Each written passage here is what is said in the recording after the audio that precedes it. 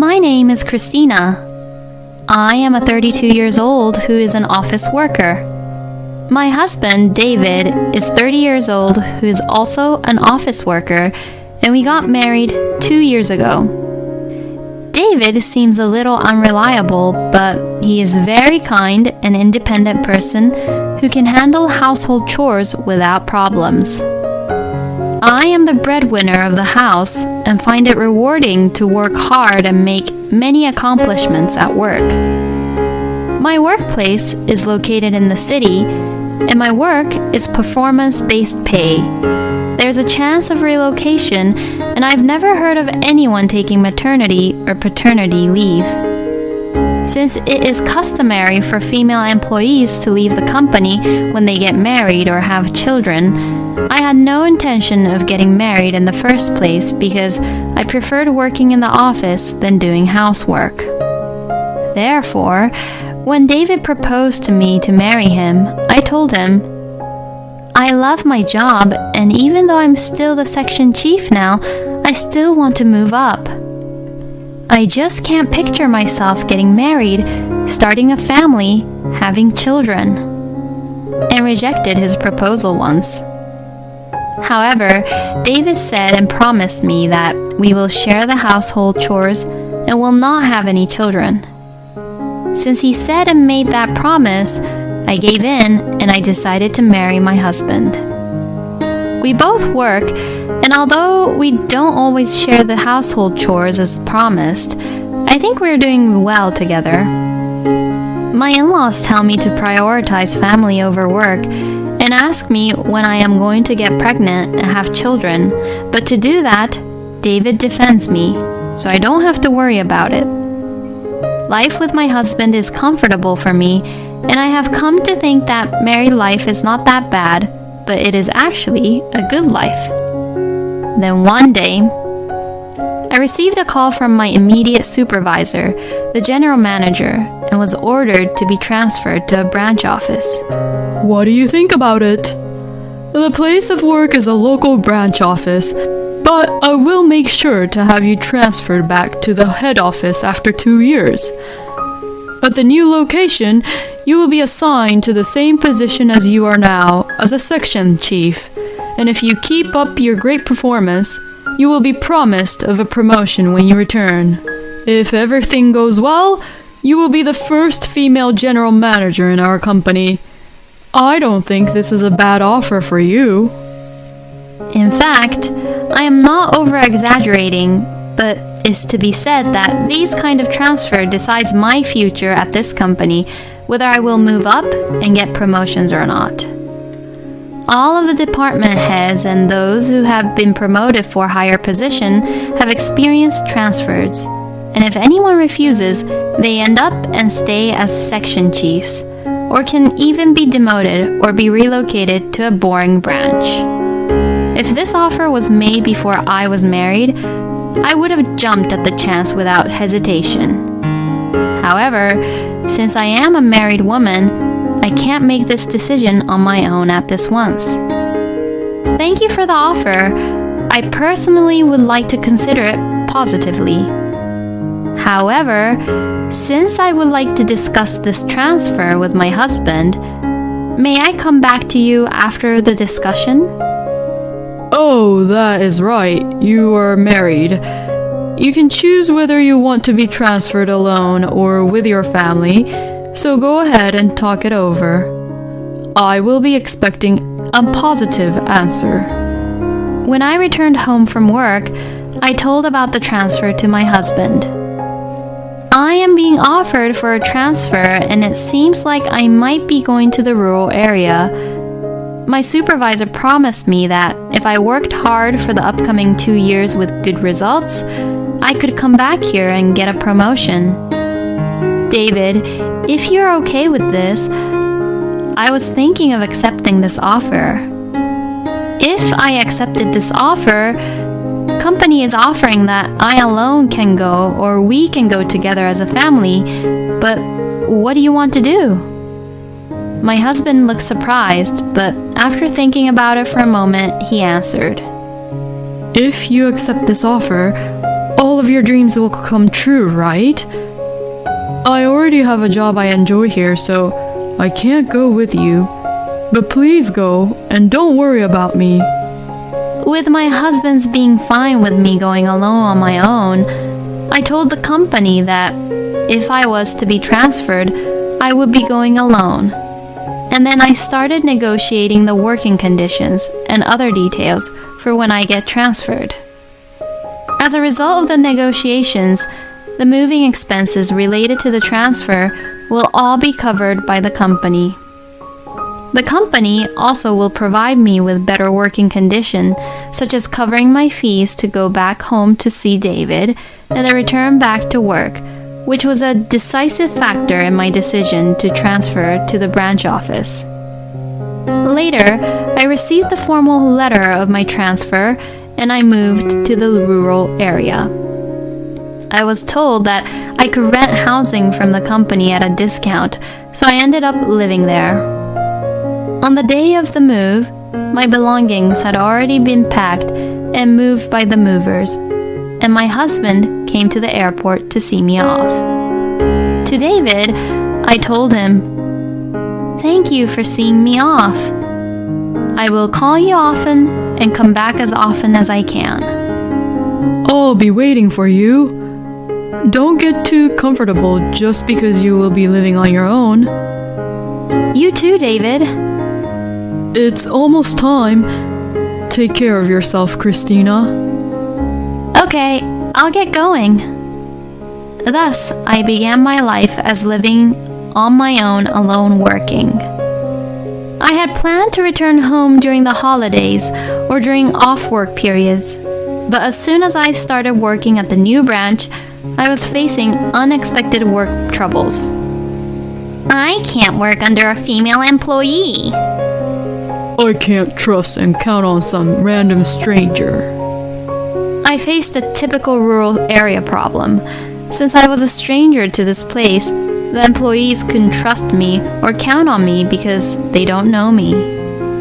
Just because I was a stranger to this place, employees spread bad rumors about me, had my instructions ignored, and they did not help me out at all when I have asked for their support. Then, a subordinate of mine who intentionally omitted me from carrying out this project made a huge mistake. The subordinate in charge turned pale. Of course, this was my responsibility as his supervisor. I had to deal with this situation by apologizing to the customers and not only making up for the mistakes which were made, but also improve the relationship with my subordinates to gain their trust and to get to know me so they can trust and count on me more. My supervisor, who heard about this situation, could not see me like this anymore, so he called me. I understand what you're going through right now because I have already experienced the similar situation when I got transferred myself. I know you may think the situation is unfair and unreasonable, but in such times like these, the subordinates won't accept you if you force your righteousness onto them. It is very important to communicate with them and get to know them well. Also, make horizontal relationship of equals. With the advice of my supervisor, I began to actively spend more time with everyone in the branch office to make horizontal relationship of equals. I was not a member of any neighborhood associations, but when I learned that the company's housing was part of a neighborhood association, I joined that as well. In the meantime, I was not able to spend much time on my own, and I was unable to return to my home where my husband was waiting for me. I kept in touch with David frequently, but after a few months apart, it became difficult to reach him, even if I called him at night or sent him messages over WhatsApp. I'm having a difficult time at work. I'm working always until late at night. I was too tired, I fell asleep. Every time I tried to talk to him, he would say such things, and since I was busy myself, I never questioned David and just thought if that's the case, I can't do anything about it. I was trying to concentrate on my work too, so I devoted myself to my work more. Then one day, since my work calmed down and there was this long holiday coming up, I abruptly decided to return home to go see David. However, I couldn't reach David by phone or WhatsApp. Since I still have the key to the house, I returned to home without notice to surprise him. When I unlocked the door and entered our home for the first time in a while, I felt something was wrong. And then I heard, "Chuck, welcome home.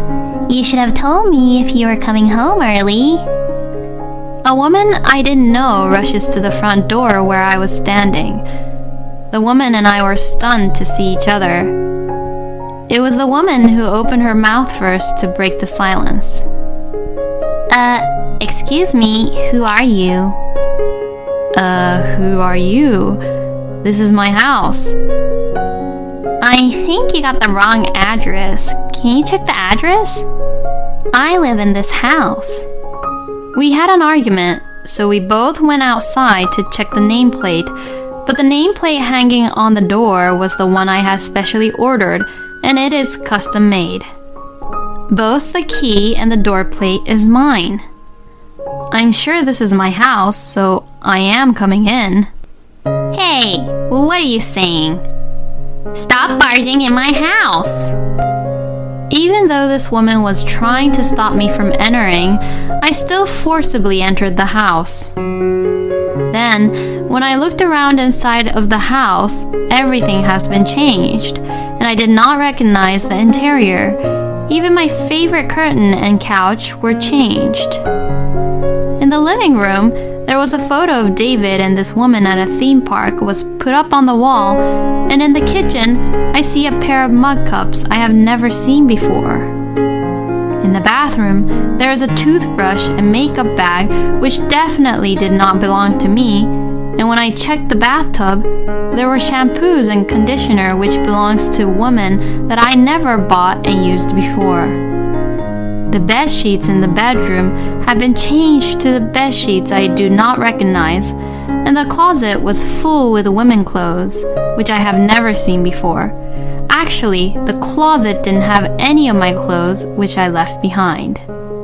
All of my belongings were put away in a small storage room, which indicate that my husband was cheating on me and was having an affair behind my back in our very own house.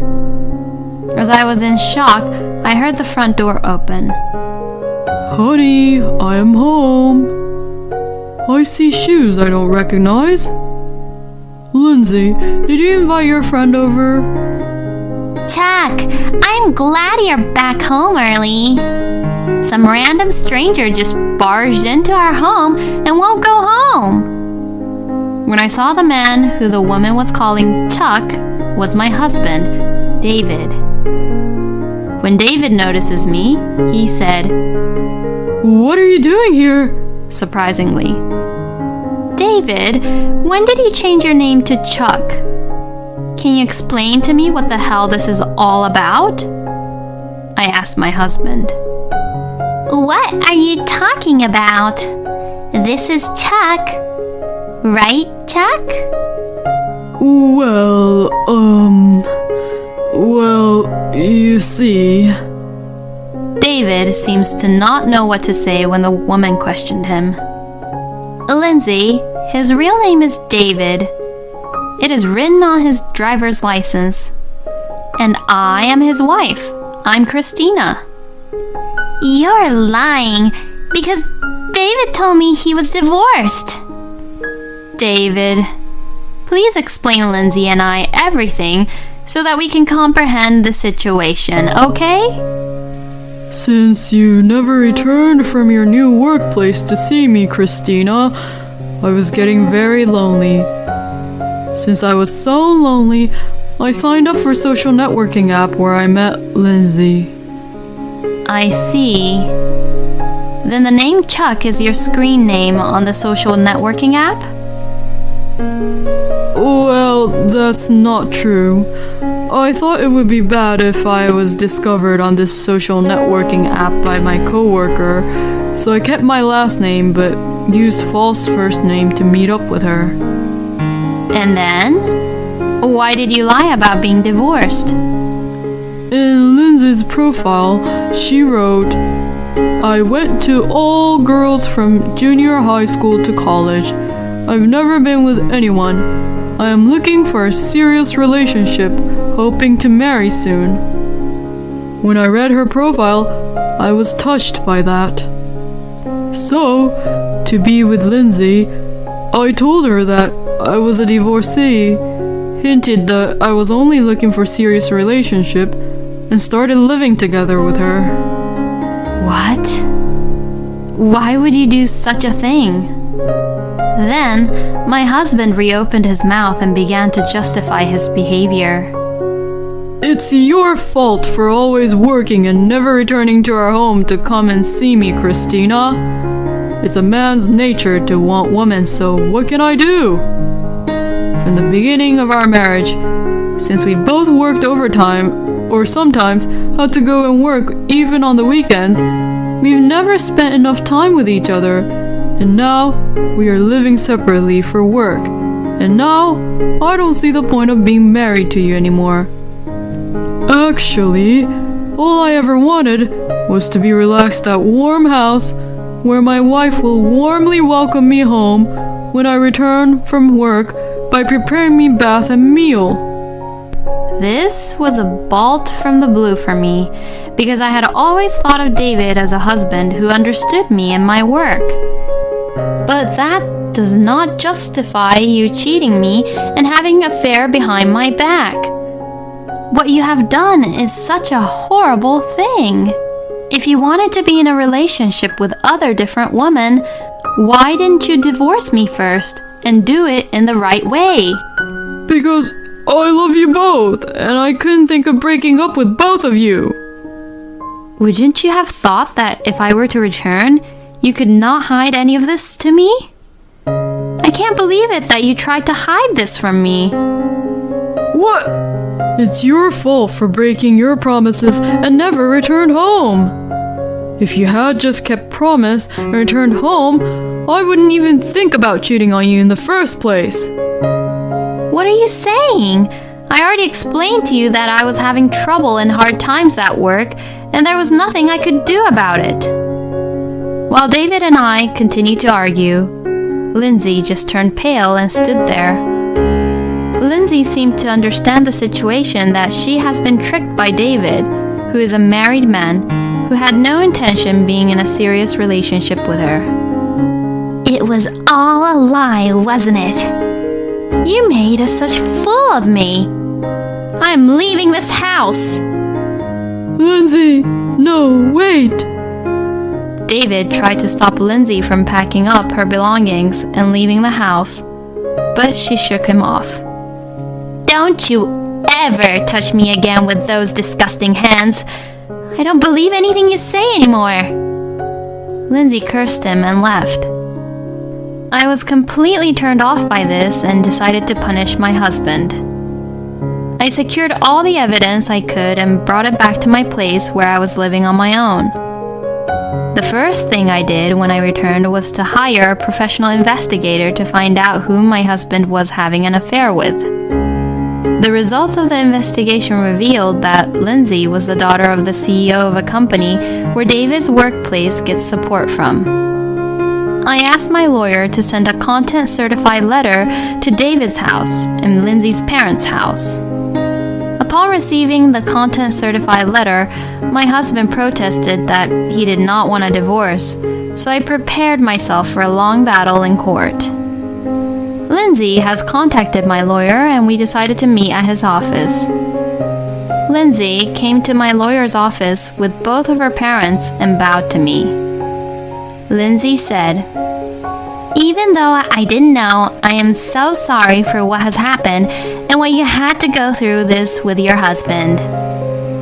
My daughter is earnest, but also too naive since she has only went to all-girls school and hasn't experienced much. We were trying to arrange an arranged marriage for our precious daughter with a partner we approved of, but she herself longed to find love on her own. She met your husband without our knowledge and thought she found love, so she was up in the air without trying to get to know him properly.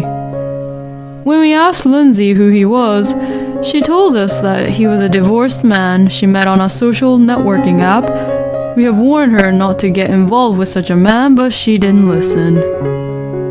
My daughter, who was in the La La Land, didn't listen to us and just left our house as if she was eloping. Since Lindsay realized that she was the mistress, she was in shock and blames herself for it and now seeing a therapist. We will pay you the settlement of $500,000, so please do not tell anyone about this. We are very sorry for what has happened. Lindsay and her parents apologized sincerely. I accept your apology, but with one condition. I am preparing for a divorce, but my husband refuses to divorce me. With the condition of you cooperating with me when I go to the court for the divorce trial, please testify, then I will accept the settlement on that condition. Fine. I will cooperate. However, my daughter is young, so I don't want her to go to court and have any record about it. I'd like to cooperate with you in other ways to punish your husband. What do you think?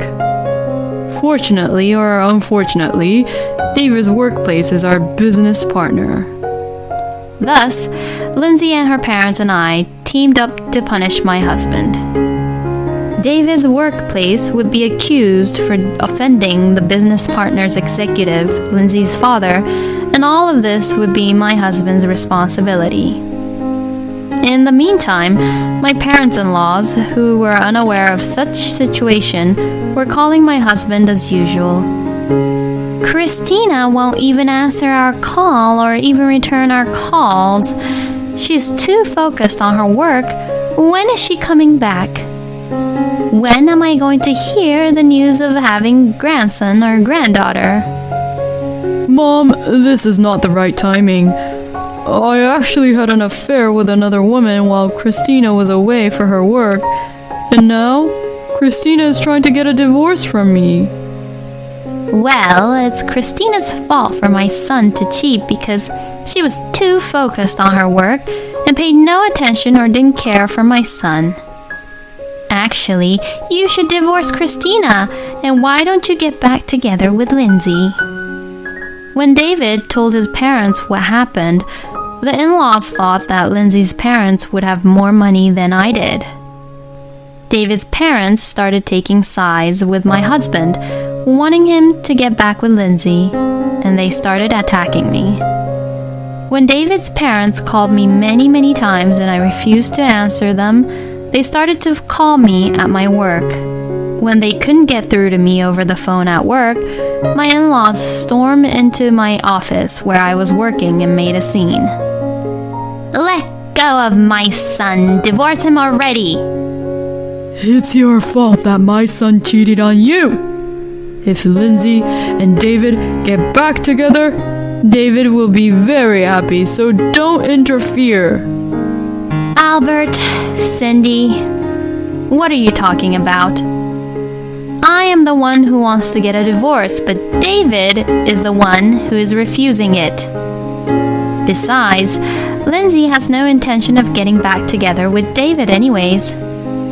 After all, David tricked and betrayed Lindsay, who is the daughter of David's company's business partner's executive. Lindsay's father is pretty upset with the situation, and it seems that there will be no bright future for David at his company. As soon as the in-laws found out that David has offended his company's business partner's executive, they started sucking up to me. Oh, I didn't know what was really going on. I guess we misunderstood. I am sorry. My son was very stupid, but he learned his lesson. You will forgive him, right? I am not going to forgive him. How can you say such a thing? I have nothing more to say to you. Please leave. my in-laws lingered and didn't leave, so the security took them away, and because of their violent behavior, my company sued David's parents for obstruction of business. I then successfully received alimony from my husband, and we were divorced. Lindsay also requested for alimony from David and compensated for the fees of the therapist's treatment. David lost his position in the company because he had offended his business partner, and he could not quit his job because he had to pay a large amount of debt for the alimony. By the time all this was over, 2 years had passed since I was transferred. Having successfully completed my term at the branch office with high performance, I was transferred back to the head office. I worked harder than ever and got promoted to the position of general manager. If I had not accepted the offer for the transfer, I might have been still be married to my ex-husband, enjoying a married life.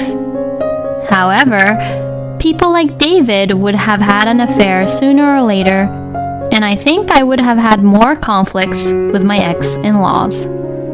I knew that I was meant to work rather than having a family, and right now, I am very satisfied with my life, and I am very happy about it.